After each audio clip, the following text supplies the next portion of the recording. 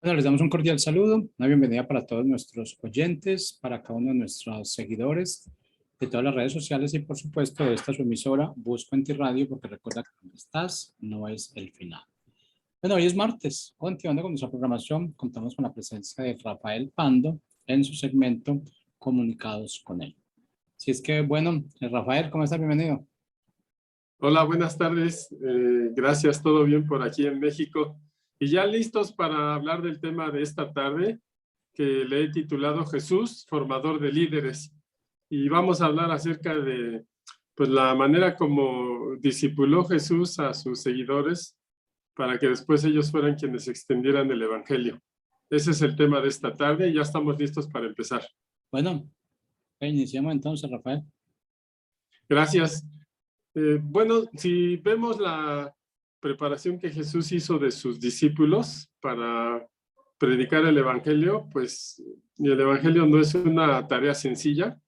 Jesús les da una gran comisión, como se le conoce, y dice, vayan por todo el mundo y prediquen el evangelio a toda criatura. Y estas palabras de Jesús implican una obra magna, porque es determinante. Jesús dice, vayan a todo. Cuando oímos la palabra todo el mundo, pues ya desde ahí nos da mucha idea del tamaño de la obra que se tiene que hacer.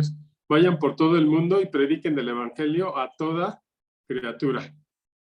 Y bueno, pues es una obra que se ha estado haciendo en los últimos siglos y todavía hay mucha gente que necesita escuchar buenas noticias, que Jesús ya vino y pagó por nuestros pecados y ahora nos ha reconciliado con el Padre para que podamos tener una relación de amor con Él.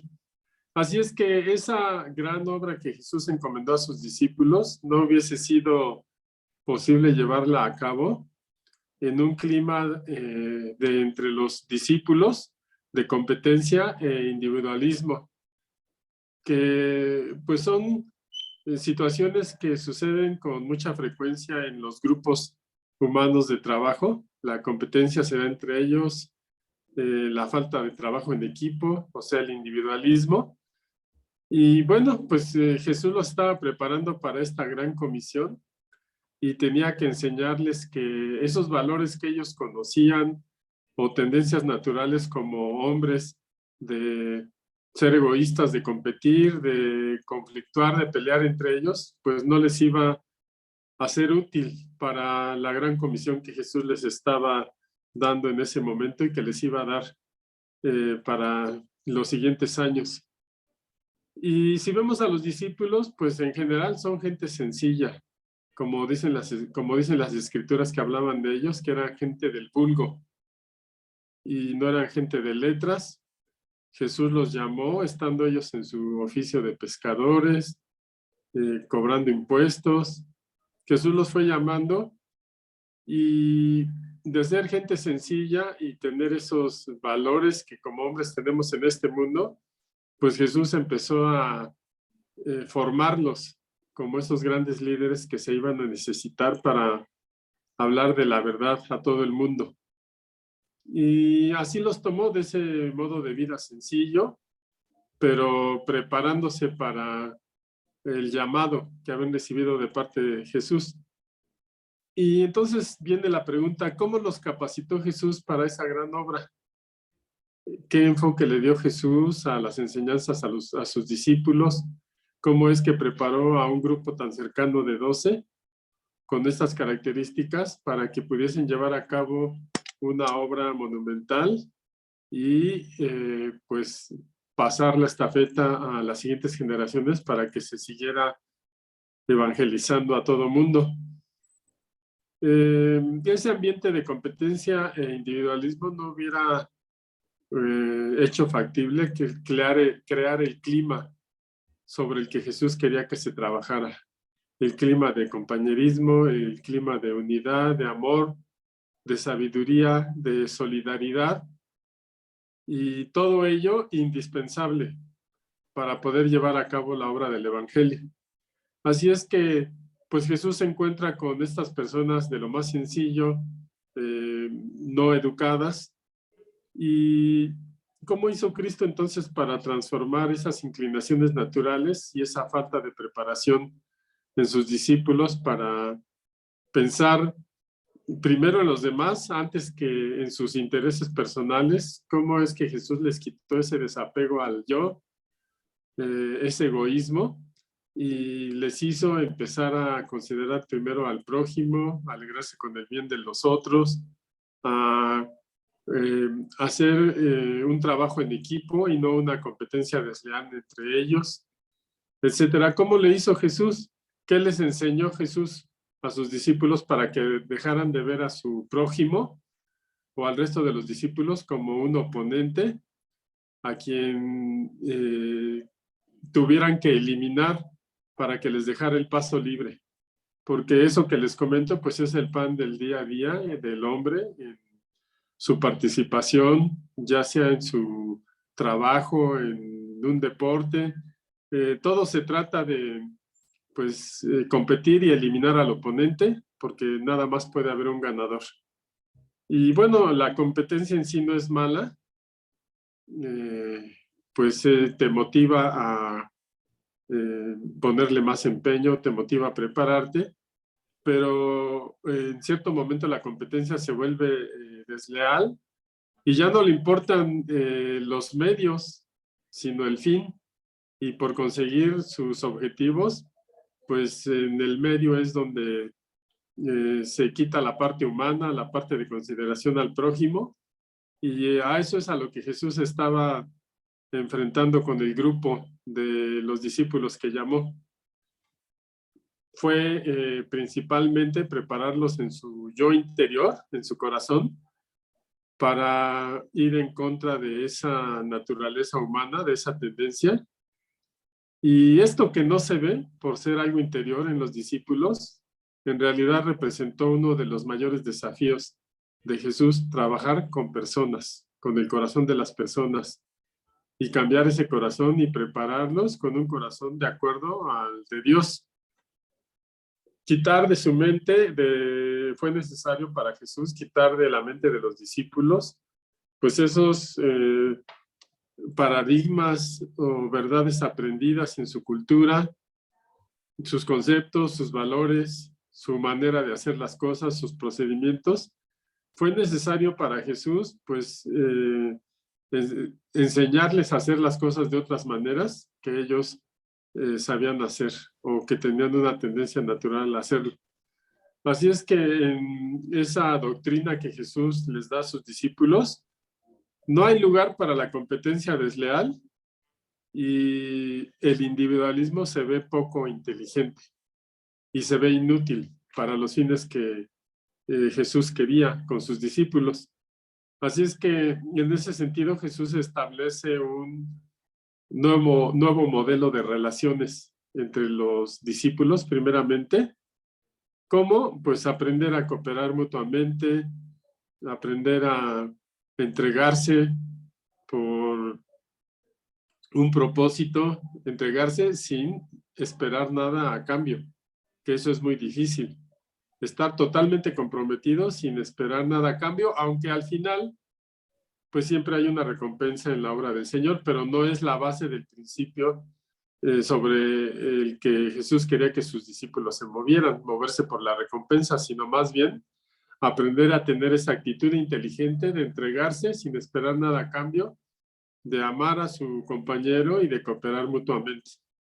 Y bueno, esa enseñanza pues contrasta con, como decía hace un momento, con la naturaleza humana de competir, y aunque podría ser buena, como dije, la competencia, porque te estimula a aprender, prepararte, capacitarte, y de hecho la teoría del capitalismo es que la competencia es buena porque aumenta la calidad de los productos y le dan más opciones a las personas cuando las empresas están compitiendo entre ellas por ofrecer un producto. Pero eso es lo que podríamos decir que es bueno de la competencia, pero al final en la práctica pues prevalece el yo de las personas y esa competencia se olvida, se deshumaniza, y es lo que Jesús estaba cuidando en el corazón de sus discípulos.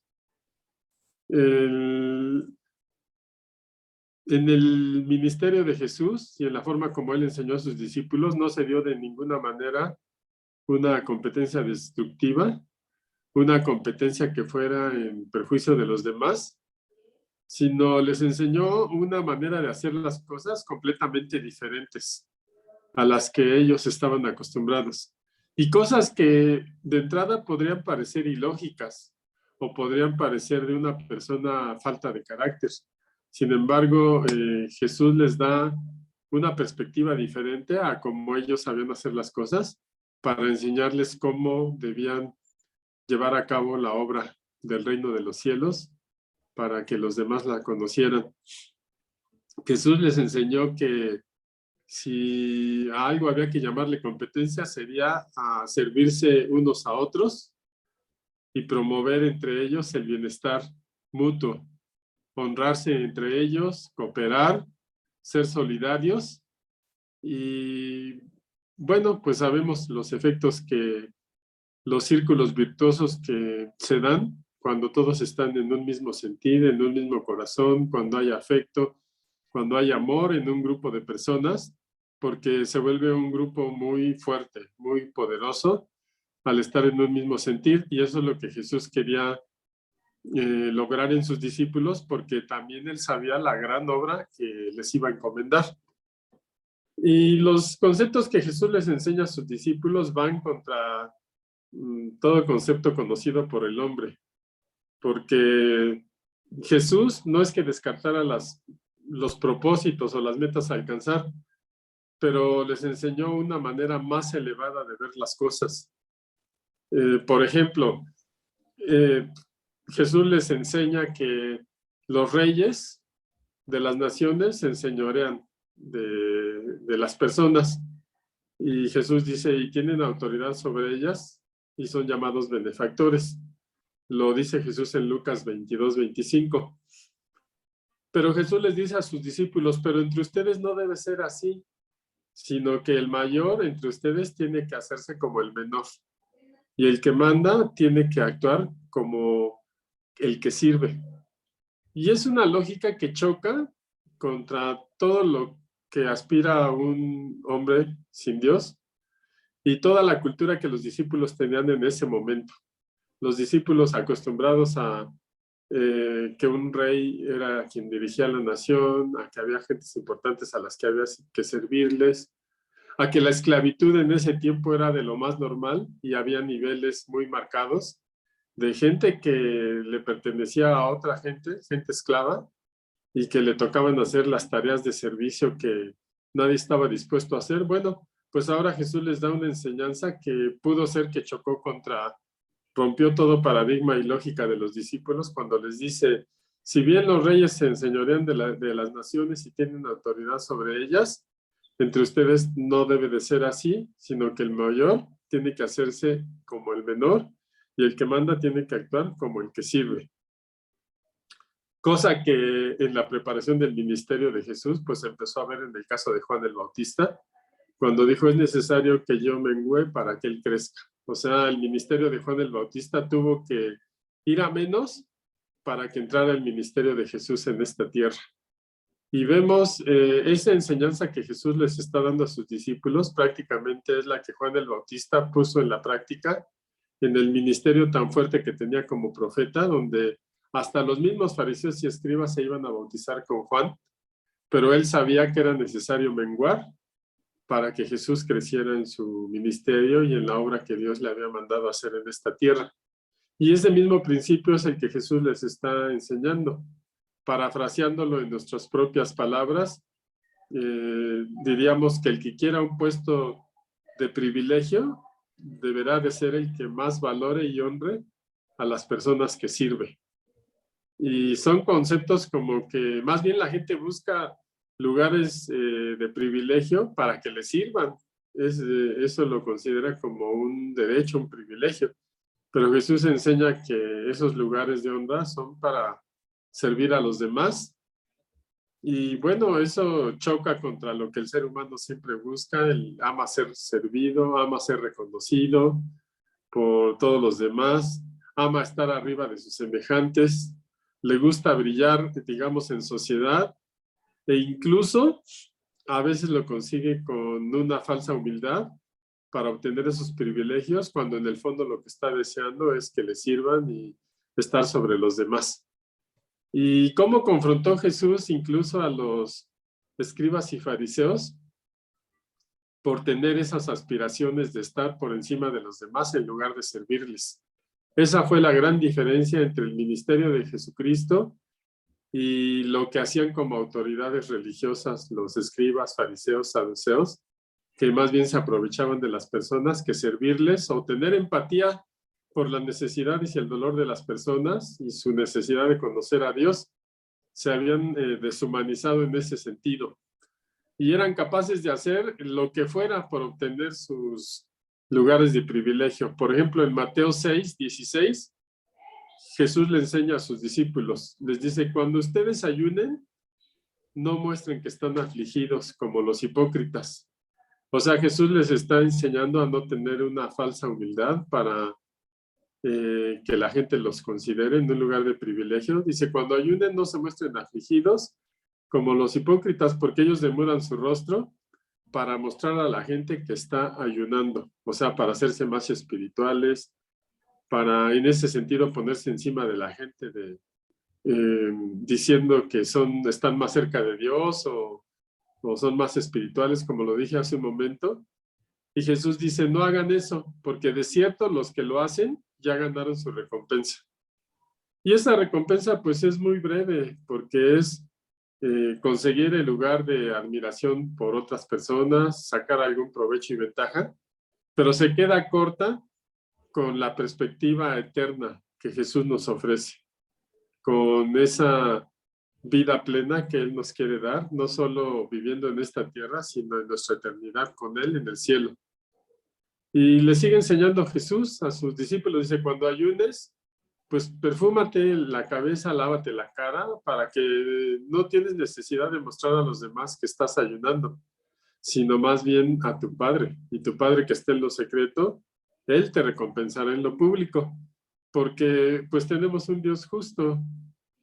Al final no es nuestra motivación que nos recompense, pero Dios es tan bueno que lo hace. Y qué círculo virtuoso cuando hay el corazón que quiere servir a los demás sin esperar nada a cambio, pero Dios se lo da como añadidura. Y entonces todo se vuelve perfecto, como es la voluntad de Dios para nosotros. Y parecería que Jesús, con estos consejos, pues como que estuviera formando gentes débiles o hombres dignos de lástima, ¿no? El ponerse a servirle a otros.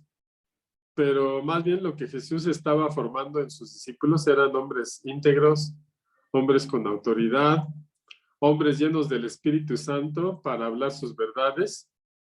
Y no importaba que eran iletrados o que eran de gente común o que eran del vulgo, como les decían, porque cuando uno está dentro de la voluntad de Dios, Dios suple las carencias. Como dice Lucas 21:15, Jesucristo está diciendo: porque yo les daré, le dice a los discípulos, yo les daré palabras y la sabiduría, las cuales no podrán resistir ni contradecir sus oponentes. Así es que el problema de Jesús no era que sus discípulos no fuera gente educada ni gente preparada. Ese no era el problema de Jesús. Jesús sabía que el problema principal era cambiar el corazón de sus discípulos para formar líderes que iban a cambiar el mundo, anunciando las buenas noticias. Ese era el trabajo que Jesús estaba haciendo con ellos. Así es que por eso no buscó gente súper preparada y con currículums amplios, sino buscó gente que estuviera dispuesto a obedecer y a dejarse moldear como el líder que Jesús quería de ellos, al tener estas actitudes de humildad, pero a la vez de mucha fortaleza y autoridad. Y en las enseñanzas de Jesús a sus discípulos, pues la verdad que pues, los desconcertó muchas veces, mostrándoles que debía de haber tolerancia hacia las personas. Y bueno, la tolerancia no es fácil que la incorporemos en nuestro carácter como personas. Siempre hay alguna situación o hay otra persona que no toleramos, que nos desespera. Pero Jesús enseña a ir la segunda milla teniendo ese acto de amor y ser tolerantes con el prójimo. Y se ocupa Jesús de que cada uno de sus discípulos incorporara a su personalidad ese concepto, esa palabra de tolerancia. Y bueno, eso era más importante que pues todo lo que ellos pudieran haber sabido de la Escritura, aunque no es de desechar saber, ¿verdad? Las dos cosas son necesarias, pero lo que Jesús buscó era que fuera un corazón correcto. De ahí se parte. De ser una persona tolerante, que lo lleva a ser comprensivo con el dolor ajeno, una persona que no es tolerante, pues tiene poca paciencia con otro, es rígido en sus juicios, es crítica, no solo es implacable contra los demás, sino consigo misma también es implacable. Entonces, la falta de tolerancia lleva a mucho dolor y mucho pecado y sufrimiento con los demás. Por eso Jesús los lleva a pensar contra toda lógica que ellos conocían. Y no es que Jesús les quitara lo que eran sus discípulos. Jesús, su propósito no era quitarle las funciones sociales que ellos tenían, ser quienes eran ellos, como los conocía la gente. Más bien lo que quería era cambiar su corazón para que pudieran seguir siendo ellos en sus funciones sociales, pero tener ese amor por los demás y ese fuego en su corazón para decirle al mundo que Dios ya se había reconciliado con el hombre. Y bueno, pues los enseña entonces a despojarse de esa necesidad de querer estar por encima de los demás. Y vaya que les costó trabajo a los discípulos, ¿no? Pero Jesús siempre les insistió con enseñanzas a veces fuertes de que tenían que cambiar interiormente para poder ser sus discípulos.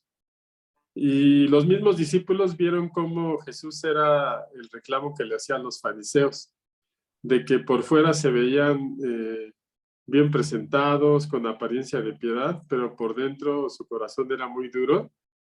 Y los mismos discípulos fueron testigos en Mateo 23, del versículo 26 en adelante, cómo Jesús confronta a los fariseos porque no habían cambiado por dentro para ser tolerantes y amar al prójimo, sino más bien se habían preocupado mucho por su apariencia, pero no estaban teniendo el corazón que Dios estaba queriendo para mostrarse a otros que no le conocían. Y Jesús confronta a los fariseos y sus discípulos son testigos y les dice: fariseo ciego, limpia primero el vaso y el plato por dentro para que también quede limpio por fuera. Con eso Jesús habla de la necesidad del cambio interior, porque cuando hay un cambio interior, la verdad se refleja por fuera en el rostro, en las acciones. Y Jesús así confrontó, les decía: ay de ustedes, escribas y fariseos hipócritas, porque son como sepulcros blanqueados que por fuera se ven hermosos, pero por dentro están llenos de carroña y de total impureza.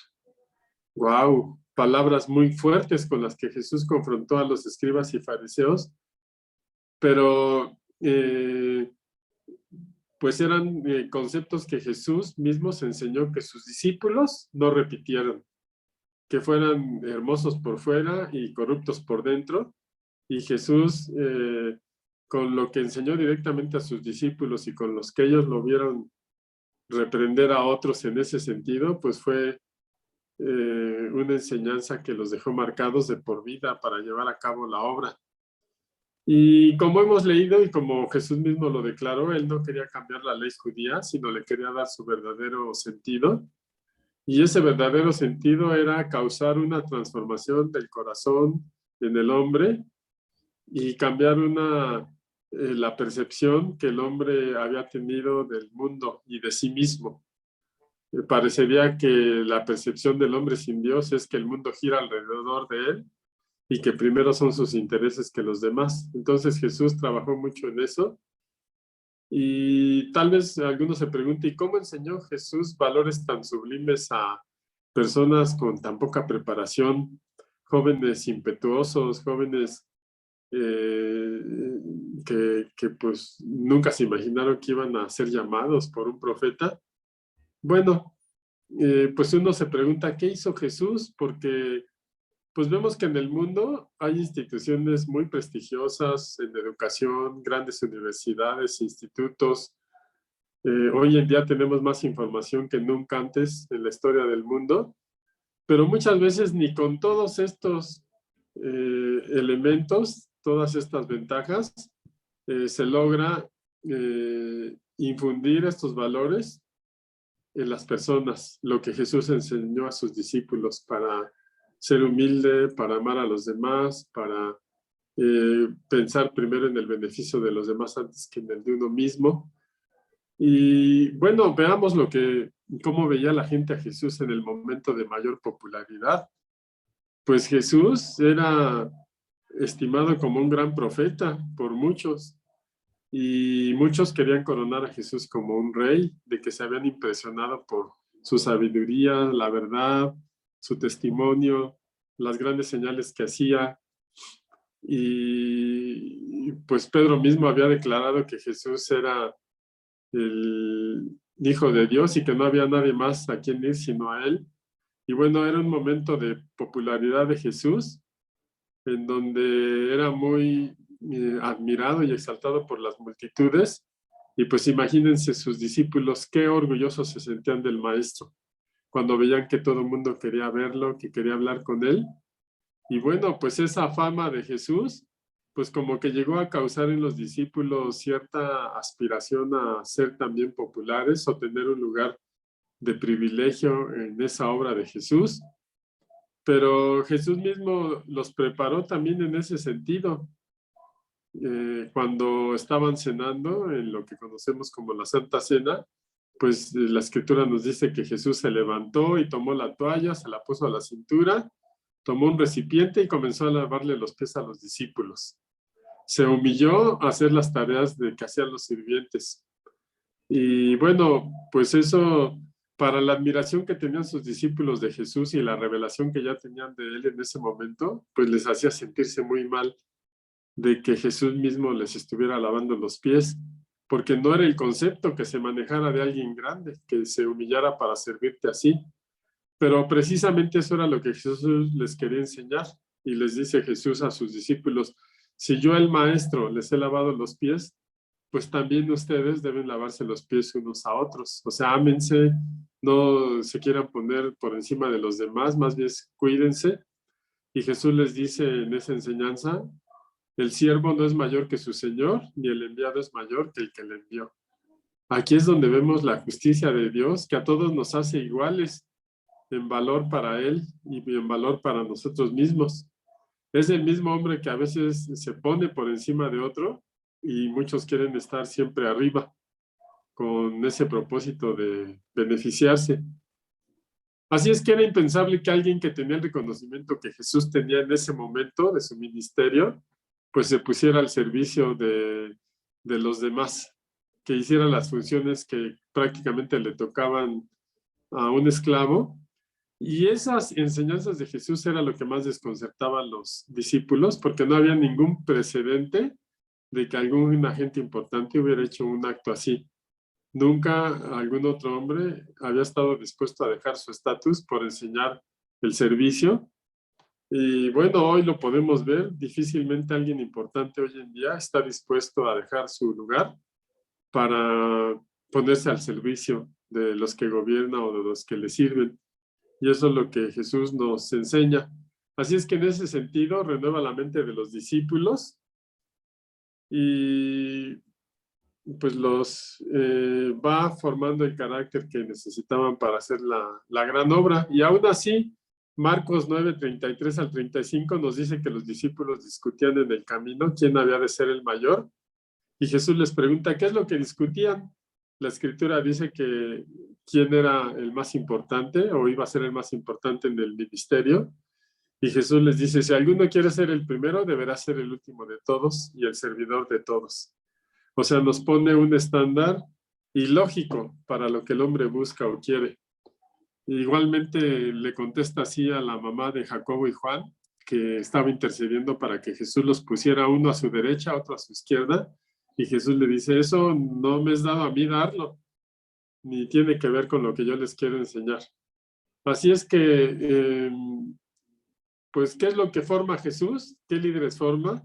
Pues los líderes que Jesús formó para transformar al mundo son líderes que tienen más placer en servir que ser servidos, que están más dispuestos a entregarse sin esperar nada a cambio, que líderes que son probados en su corazón para no ser sobornados o controlados por otros, líderes tolerantes y solidarios con las personas que necesitan ayuda, y líderes que reconocen su vulnerabilidad porque en ello tienen mayor comprensión de las penas de otras personas. Y bueno, pues vemos que no es fácil para un maestro rechazar a un alumno problemático, o no es fácil para un gobernante aceptar a un funcionario que no esté de acuerdo con su filosofía de trabajo, pero Cristo nos enseña ese amor incondicional y abre la mente y el espíritu del hombre para amar. Y eso es lo que les permitió a los discípulos ser formados como los líderes que cambiarían al mundo, hablando de el Dios verdadero a las personas. Pues hasta aquí llegamos hoy con la enseñanza. Muchas gracias por su atención. Espero que les haya sido útil y de bendición lo que hablamos este día. Buenas tardes.